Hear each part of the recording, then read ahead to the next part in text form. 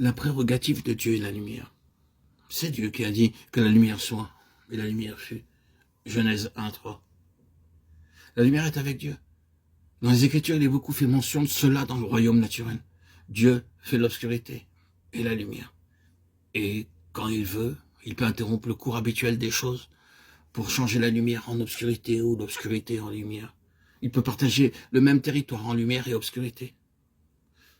Quand tout l'Égypte, sous la plaie, était dans l'obscurité, une obscurité totale, les enfants de Dieu avaient de la lumière dans leur habitation. Juste dans la même terre, lumière et obscurité existaient simultanément, par une intervention de l'extérieur, divine. Oui, la lumière peut être gardée et maintenue par Dieu au-delà du temps normal. Et l'obscurité peut être amenée prématurément, alors qu'il devrait faire jour. Il y a beaucoup à ce sujet dans l'Ancien Testament, et c'est reporté dans le Nouveau Testament. Il y eut des ténèbres sur la surface de la terre, jusqu'à la 9e heure, quand le Fils de Dieu fut crucifié. Mettez dehors le Fils de Dieu et vous éteignez la lumière de Dieu. Justement, la lumière est la prérogative de Dieu. Ce qui est illustré à travers la manière d'agir de Dieu dans la nature, c'est la grande vérité de la lumière spirituelle. La lumière spirituelle est la prérogative de Dieu. Il peut à tout moment apporter la lumière dans les ténèbres. Il n'a pas à attendre le cours des choses, mais il peut exclure la lumière à un moment donné. C'est dans son pouvoir de le faire.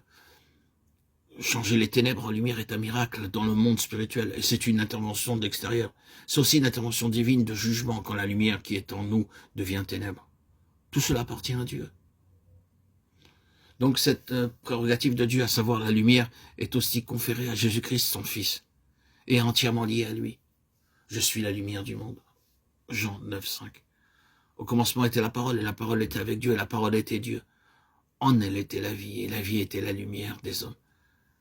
Personne n'a jamais vu Dieu. Dieu, le Fils unique, qui est dans le sein du Père, est celui qui l'a fait connaître. Jean 1:14-18. Il l'a révélé. C'est la gloire de Christ de pouvoir à tout moment faire éruption dans notre obscurité.